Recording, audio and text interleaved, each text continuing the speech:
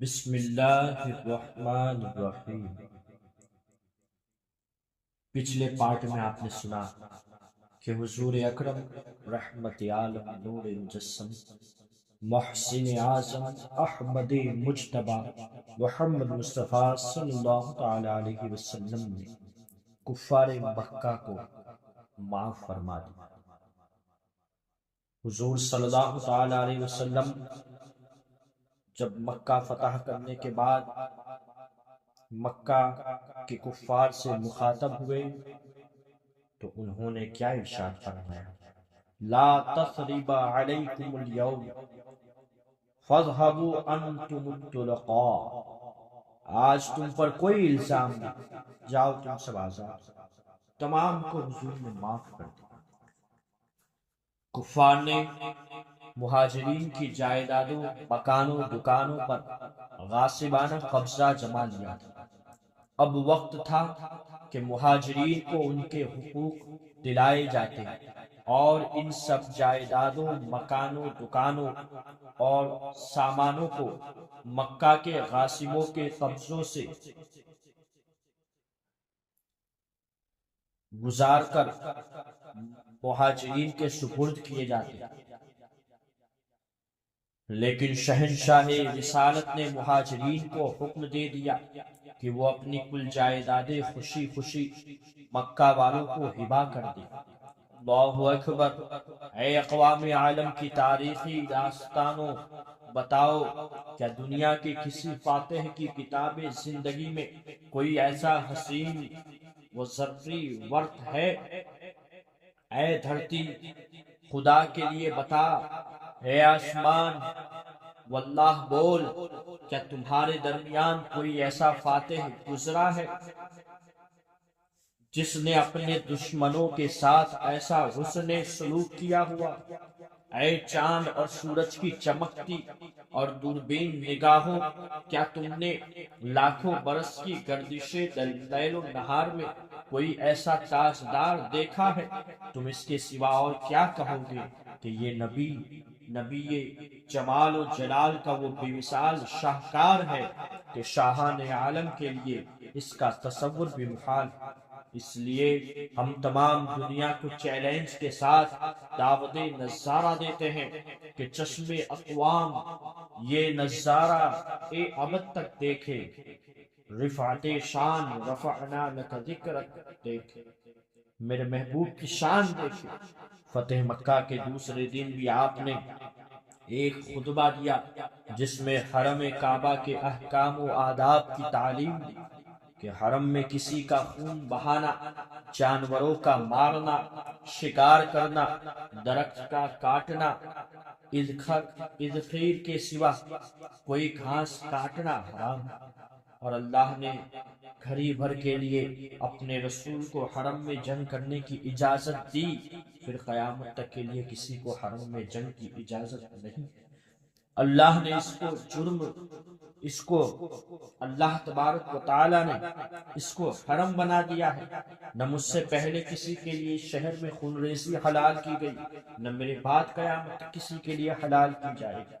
انصار نے قریش کے ساتھ جب رسول اللہ صلی اللہ تعالی علیہ وسلم کے اس کریمانہ حسن سلوک کو دیکھا اور حضور صلی اللہ تعالی علیہ وسلم کو کچھ دنوں تک مکہ میں ٹھہر گئے، حضور صلی اللہ علیہ وسلم کچھ دنوں تک مکہ میں ٹھہر گئے تو انصار کو یہ خطرہ لاحق ہو گیا کہ شاید رسول اللہ پر اپنی قوم اور وطن کی محبت غالب آ گئی، کہیں ایسا نہ ہو کہ آپ مکہ میں اقامت فرما لیں اور ہم لوگ آپ سے دور ہو جائیں۔ جب حضور صلی اللہ تعالی علیہ وسلم کو انصار کے اس خیال کی اطلاع ہوئی تو آپ نے فرمایا کہ معاذ اللہ انصار، المحیا محیاکم والممات مماتکم، اب تو ہماری زندگی اور وفات تمہارے ہی ساتھ۔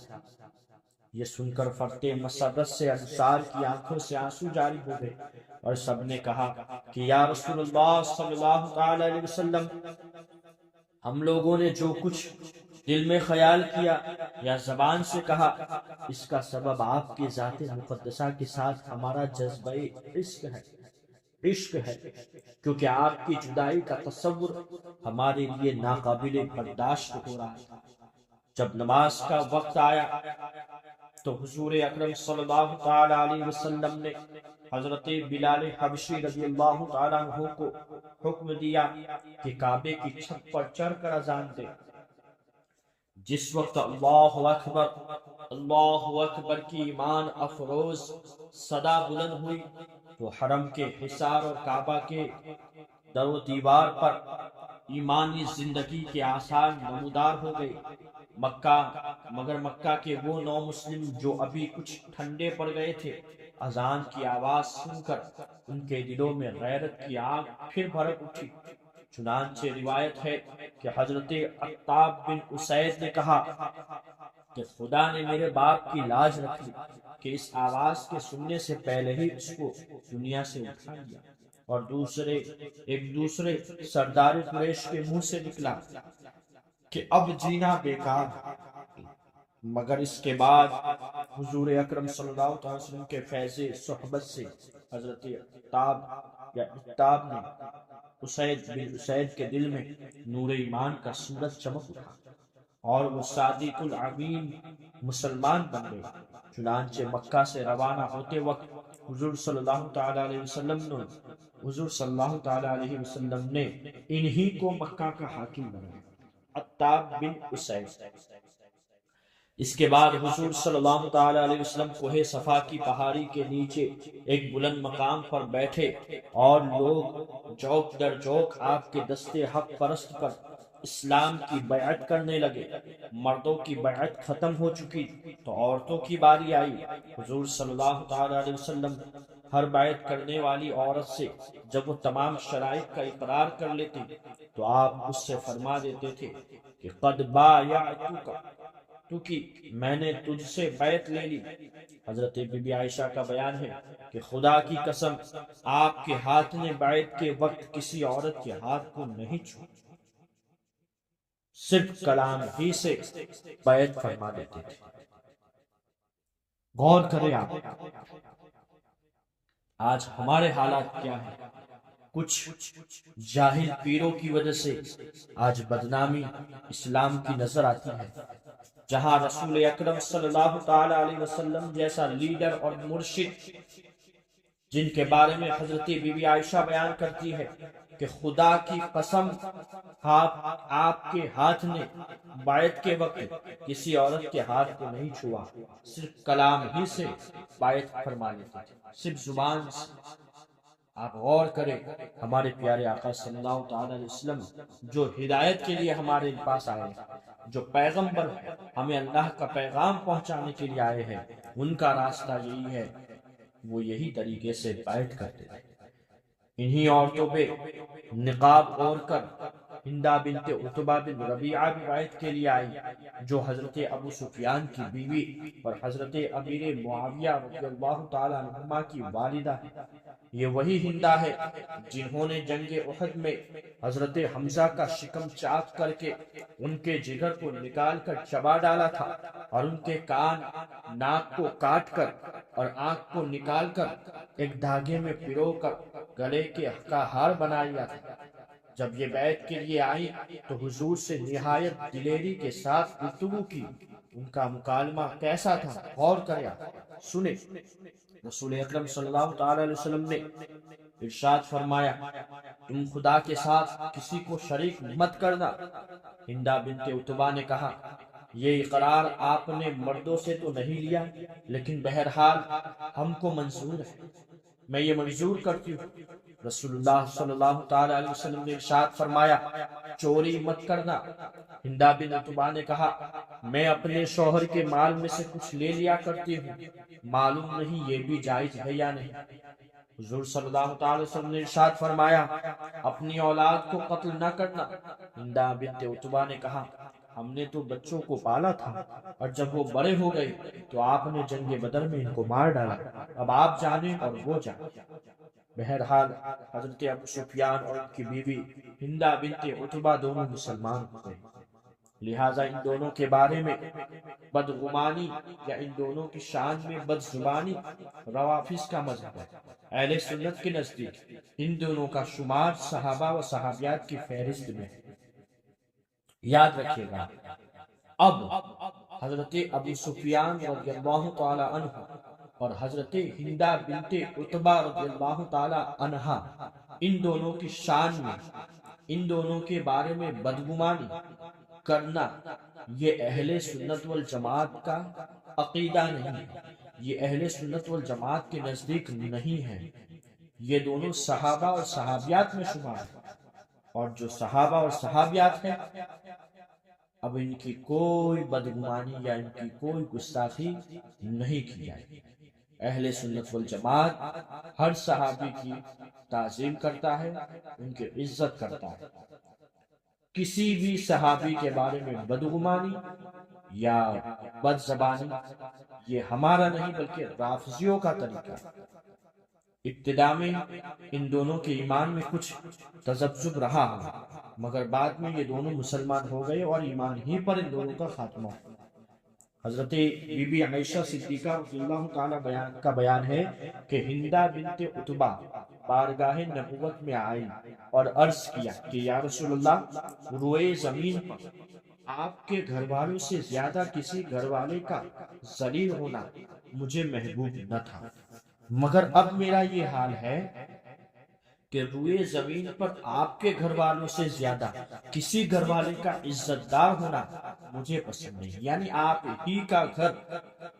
مطلب اس کا یہ تھا کہ حضرت بی بی عائشہ فرماتی ہے کہ حضرت ہندہ بنت عتبہ رضی اللہ تعالیٰ عنہما بارگاہ نبوت میں آئی تو کیا عرض کیا کہ یا رسول اللہ، روئے زمین پر آپ کے گھر والوں سے زیادہ کسی کو دوسرے کو ذلیل کرنا یہ مجھے اچھا نہیں لگتا تھا، بلکہ آپ ہی سب سے زیادہ ذلیل ہیں، یہ میں پہلے سمجھتی ہوں، لیکن جب ایمان میں لا چکی ہوں تو اب میری یہ حالت ہے کہ یا رسول اللہ، اب آپ کے گھر والوں سے زیادہ کسی کا گھر یا کسی کے گھر والے عزت دار ہو ہی نہیں سکتے، مجھے یہ پسند نہیں، مجھے یہ پسند ہے کہ آپ ہی کا گھر سب سے زیادہ پسند عزت دار۔ یہ حضرت ہندہ بنت عتبہ کا بیان ہے، یہ بخاری شریف کی حدیث میں ہے، جلد نمبر 1 صفحہ نمبر 539 یعنی 539، اور اس میں باقاعدہ امام بخاری نے ان کا ہندہ بنت عتبہ کے نام سے ایک باب باندھا ہے، آپ اس کو پڑھ سکتے۔ اسی طرح حضرت ابو سفیان کے بارے میں محدث ابن عساکر کی ایک روایت ہے کہ یہ مسجد حرام میں بیٹھے ہوئے تھے اور حضور صلی اللہ تعالی علیہ وسلم سامنے سے نکلے تو انہوں نے اپنے دل میں یہ کہا کہ کون سی طاقت ان کے پاس ایسی ہے کہ یہ ہم پر غالب رہتے ہیں۔ تو حضور صلی اللہ تعالی علیہ وسلم نے ان کے دل میں چھپے ہوئے خیال کو جان لیا اور قریب آ کر آپ نے ان کے سینے پر ہاتھ مارا اور فرمایا کہ ہم خدا کی طاقت سے غالب آ جائیں۔ یہ سن کر انہوں نے بلند آواز سے کہا کہ میں شہادت دیتا ہوں کہ بے شک آپ اللہ کے رسول ہیں۔ اور محدث حاکم اور ان کے شاگرد امام بیہقی نے حضرت ابن عباس سے روایت کی ہے کہ حضرت ابو سفیان نے حضور صلی اللہ تعالی علیہ وسلم کو دیکھ کر اپنے دل میں کہا کہ کاش میں ایک فوج جمع کر کے دوبارہ ان سے جنگ کرتا۔ ادھر ان کے دل میں یہ خیال آیا ہی تھا کہ حضور نے آگے بڑھ کر ان کے سینے پر ہاتھ مارا اور فرمایا کہ اگر تو ایسا کرے گا تو اللہ تعالیٰ تجھے ذلیل و خوار کر دے گا۔ یہ سن کر حضرت ابو سفیان رضی اللہ تعالیٰ عنہ توبہ و استغفار کرنے لگے اور عرض کیا کہ مجھے اس وقت آپ کی نبوت کا یقین حاصل ہو گیا کیونکہ آپ نے میرے دل میں چھپے ہوئے خیال کو جان لیا۔ یہ بھی روایت ہے کہ جب سب سے پہلے حضور صلی اللہ تعالی علیہ وسلم نے ان پر اسلام پیش فرمایا تھا تو انہوں نے کہا تھا کہ پھر میں اپنے معبود عزا کو کیا کروں؟ تو حضرت عمر نے برجستہ فرمایا تھا کہ تم عزا پر پاخانہ پھیر دینا۔ چنانچہ حضور نے جب عزا کو توڑنے کے لیے حضرت خالد بن ولید کو روانہ فرمایا تو ساتھ میں حضرت ابو سفیان کو بھی بھیجا اور انہوں نے اپنے ہاتھ سے اپنے معبود عزا کو توڑا۔ یہ محمد بن اسحاق کی روایت ہے اور ابن ہشام کی روایت یہ ہے کہ عزا کو حضرت علی نے توڑا. واللہ اعلم بالصواب.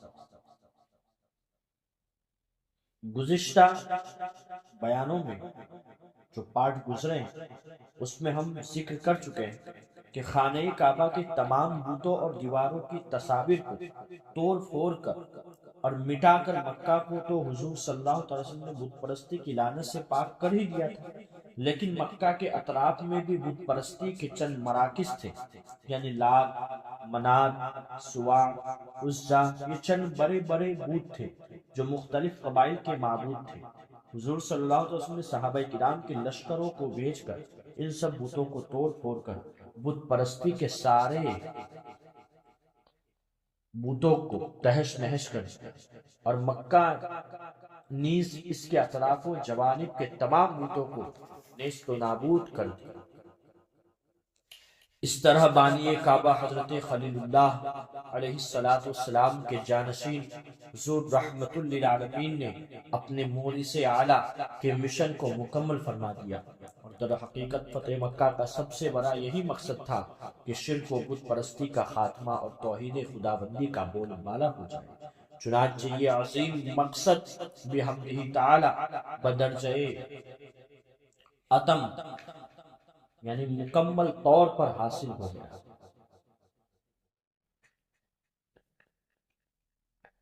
جب مکہ فتح ہو گیا تو حضور اکرم صلی اللہ تعالی علیہ وسلم نے عام معافی کا اعلان فرما دیا، مگر چند ایسے مجرمین تھے جن کے بارے میں تاجدار دو عالم نے یہ فرمان جاری فرما دیا کہ یہ لوگ اگر اسلام نہ قبول کریں تو یہ لوگ جہاں بھی ملے قتل کر دیں، خواہ وہ خلاف کعبہ ہی میں کیوں نہ چھپے. ان مجرموں میں سے بعض نے تو اسلام قبول کر لیا اور بعض قتل ہو گئے. ان میں سے چند کا مختصر تذکرہ تحریر کیا گیا ہے سیرت المصطفیٰ، جو میں آپ کے سامنے پیش کرتا ہوں. پہلے نمبر پر ہے عبد العزا بن خط. یہ مسلمان ہو گیا تھا. ان کو حضور نے زکوٰۃ کے جانور وصول کرنے کے لیے بھیجا اور ساتھ میں ایک دوسرے مسلمان کو بھی بھیج دیا. کسی بات پر دونوں میں تکرار ہو گئی تو اس نے اس مسلمان کو قتل کر دیا اور قصاص کے ڈر سے تمام جانوروں کو لے کر مکہ بھاگ نکلا اور مرتد ہو گیا. فتح مکہ کے دن بھی یہ ایک نیزہ لے کر مسلمانوں سے لڑنے کے لیے گھر سے نکلا تھا، لیکن مسلم افواج کا جلال دیکھ کر کانپ اٹھا اور نیزہ پھینک کر بھاگا اور کعبہ کے پردوں میں چھپ گیا. حضرت سعید بن حریث مخزومی اور حضرت ابو برزہ اسلمی رضی اللہ تعالیٰ عنہ نے مل کر اس کو قتل کر دیا. دوسرا ہے حویرث بن نقیر. یہ شاعر تھا اور حضور کی گستاخی لکھا کرتا تھا اور خونی مجرم بھی تھا. حضرت علی نے اس کو قتل کر دیا. مقیس بن سبابہ، اس کو نمیلہ بن عبداللہ نے قتل کیا، یہ بھی خونی تھا. حارث بن طلاطلہ، یہ بھی براہی موذی تھا، حضرت علی نے اس کو قتل کر دیا. قریبہ، یہ ابن خطل کی لونڈی تھی، رسول اللہ صلی اللہ علیہ وسلم کی گستاخی میں گایا کرتی تھی، یہ بھی قتل کی گئی. 4 اشخاص مکہ سے بھاگ نکلے تھے. ان لوگوں کا ذکر کرتے ہیں. پہلے اکرمہ بن ابی جہل، یہ ابو جہل کا بیٹا ہے، اس لیے ان کی اسلام دشمنی کا کیا کہنا. یہ بھاگ کر یمن چلے گئے، لیکن ان کی بیوی ام حکیم جو ابو جہل کی بھتیجی تھی، انہوں نے اسلام قبول کر دیا اور اپنے شوہر اکرمہ کے لیے بارگاہ رسالت میں معافی کی درخواست پیش کی. حضور اکرم صلی اللہ علیہ وسلم نے معاف فرما دیا. ام حکیم خود یمن گئی اور معافی کا حال بیان کیا. اکرمہ حیران رہ گیا اور انتہائی تعجب کے ساتھ کہا کہ کیا مجھ کو محمد نے معاف کر دیا صلی اللہ علیہ وسلم. بہرحال اپنے بیوی کے ساتھ بارگاہ رسالت میں مسلمان ہو کر حاضر ہوئے. حضور صلی اللہ تعالی علیہ وسلم نے جب ان کو دیکھا تو بے حد خوش ہوئے اور تیزی کے ساتھ ان کی طرف بڑھ کر جس میں اتھر سے چادر گر پڑی اس طرح بڑھے. پھر حضرت اکرمہ نے خوشی خوشی حضور کے دستے پرست پر بیعت اسلام. صفوان بن امیہ بن خلف، یہ امیہ بن خلف کے فرزند ہیں۔ اپنے باپ امیہ ہی کی طرح یہ بھی اسلام کے بہت بڑے دشمن تھے۔ فتح مکہ کے لیے بھاگ کر جدہ چلے گئے۔ حضرت عمیر بن وہب نے دربار رسالت میں ان کی سفارش پیش کی اور عرض کیا کہ یا رسول اللہ، قریش کا ایک رئیس صفوان مکہ سے چلا وطن ہوا چاہتا ہے۔ حضور نے ان کو بھی معافی عطا فرما دی اور امان کے نشان کے طور پر حضرت عمیر کو اپنا امامہ عنایت فرمایا۔ چنانچہ وہ مقدس امامہ لے کر جدہ گئے اور صفوان کو مکہ لے کر آئے، اور صفوان جنگ حنین تک مسلمان نہیں ہوئے، لیکن اس کے بعد اسلام قبول کر لیا۔ کعب بن زہیر، یہ ہجری 9 میں اپنے بھائی کے ساتھ مدینہ آ کر مشرف باسلام ہوئے اور حضور کی مدح میں اپنا مشہور قصیدہ باند سعاد پڑھا۔ حضور نے خوش ہو کر ان کو اپنی چادر مبارک عنایت فرمائی، اور حضور کی یہ چادر مبارک حضرت کعب بن زہیر کے پاس تھی۔ حضرت امیر معاویہ رضی اللہ تعالیٰ عنہ نے اپنے دور سلطنت میں ان کو 10,000 درہم پیش کیا کہ یہ مقدس چادر ہمیں دے دو، مگر انہوں نے صاف انکار کیا اور فرمایا کہ میں رسول اللہ کی یہ چادر مبارک ہرگز کسی کو نہیں دے سکتا۔ لیکن آخر حضرت امیر معاویہ نے حضرت کعب بن زہیر کی وفات کے بعد ان کے وارثوں کو 20,000 درہم دے کر وہ چادر لے لی، اور عرصہ دراز تک وہ چادر سلاطین اسلام کے پاس ایک مقدس تبرک بن کر باقی رہی۔ وحشی، یہی وہ وحشی ہے جنہوں نے جنگ احد میں حضور کے چچا حضرت حمزہ کو شہید کر دیا۔ یہ بھی فتح مکہ کے دن بھاگ کر طائف چلے گئے تھے، مگر پھر طائف کے ایک وفد کے ہمراہ بارگاہ رسالت میں حاضر ہو کر مسلمان ہو گئے۔ حضور صلی اللہ تعالی علیہ وسلم نے ان کی زبان سے اپنے چچا کے قتل کی خونی داستان سنی اور رنج و غم میں ڈوب گئے، مگر ان کو بھی آپ نے معاف فرما دیا، لیکن یہ فرمایا کہ وحشی تم میرے سامنے نہ آیا۔ حضرت وحشی کو اس کا بے حد ملال رہتا تھا۔ پھر جب حضرت ابوبکر صدیق کی خلافت کے زمانے میں مسیلمۃ الکذاب نے نبوت کا دعویٰ کیا اور لشکر اسلام نے اس ملعون سے جہاد کیا، تو حضرت وحشی نے بھی اپنا نیزہ لے کر جہاد میں شامل ہوئے اور مسیلمہ الکذاب کو قتل کر دیا۔ حضرت وحشی اپنی زندگی میں کہا کرتے تھے کہ قتلت خیر الناس فی الجاہلیت و قتلت شر الناس فی الاسلام، میں نے دور جاہلیت میں بہترین انسان حضرت حمزہ کو قتل کیا اور اپنے دور اسلام میں بدترین آدمی مسیلمہ بن کذاب کو قتل کیا۔ انہوں نے دربار اقدس میں اپنے جرائم کا اعتراف کر کے عرض کیا کہ کیا خدا مجھ جیسے مجرم کو بھی بخش دے گا؟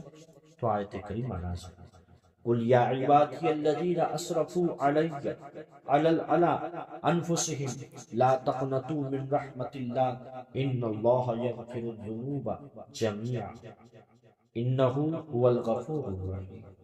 یعنی اے حبیب آپ فرما دیجئے کہ اے میرے بندو جنہوں نے اپنی جانوں پر حد سے زیادہ گناہ کر لیا، اللہ کی رحمت سے نا امید مت ہو، اللہ تمام گناہوں کو بخش دے گا، وہ یقیناً بڑا بخشنے والا اور بہت مہربان ہے۔ حضور صلی اللہ تعالی علیہ وسلم نے مکہ کا نظم و نسق اور انتظام چلانے کے لیے حضرت عتاب بن اسید رضی اللہ تعالی عنہ کو مکہ کا حاکم مقرر فرما دیا اور حضرت معاذ بن جبل کو اس خدمت پر مامور فرمایا کہ وہ نو مسلموں کو مسائل و احکام اسلام کی تعلیم دیتے تھے۔ اس میں اختلاف ہے کہ فتح کے بعد کتنے دنوں تک حضور صلی اللہ علیہ وسلم نے مکہ میں قیام کیا۔ ابو داود کی روایت ہے کہ 17 دن تک آپ مکہ میں مقیم رہے، اور ترمذی کی روایت سے پتہ چلتا ہے کہ 18 دن آپ کا قیام رہا، لیکن امام بخاری نے حضرت عبداللہ بن عباس سے روایت کی ہے کہ 19 دن آپ مکہ میں ٹھہرے رہے۔ ان تینوں روایتوں میں اس طرح تطبیق دی جا سکتی ہے کہ ابو داود کی روایت میں مکہ میں داخل ہونے اور مکہ سے روانگی کے دونوں دنوں کو شمار نہیں کیا، اسی لیے 17 دنوں مدت اقامت بتائی، اور ترمذی کی روایت میں مکہ میں آنے کے دن کو تو شمار کر لیا کیونکہ آپ صبح کو مکہ میں داخل ہوئے تھے، اور مکہ سے روانگی کے دن کو شمار نہیں کیا کیونکہ آپ صبح سویرے ہی مکہ سے حنین کے لیے روانہ ہوئے، اور امام بخاری کی روایت میں آنے والے جانے دونوں دنوں کو بھی شمار کر لیا گیا ہے، اس لیے 19 دن آپ مکہ میں مقیم رہے۔ واللہ تعالی عالم۔ اسی طرح اس میں بڑا اختلاف ہے کہ مکہ کون سی تاریخ میں فتح ہوا اور آپ کس تاریخ کو مکہ میں فاتحانہ داخلہ۔ امام بیہقی نے 13 رمضان، امام مسلم نے 16 رمضان، امام احمد بن حنبل نے 18 رمضان بتایا، اور بعض روایات میں 17 رمضان اور 18 رمضان بھی مروی ہے، مگر محمد بن اسحاق نے اپنے مشائخ کی ایک جماعت سے روایت کرتے ہیں فرمایا کہ 20 رمضان ہجریان کو مکہ فتح ہوا، واللہ تعالی عالم۔ انشاءاللہ تبارک و تعالی اس کے آگے کا ذکر بھی آپ اگلے پارٹ میں کیا جائے گا۔ تب تک کے لیے جزاک اللہ خیر۔ السلام علیکم ورحمۃ اللہ وبرکاتہ۔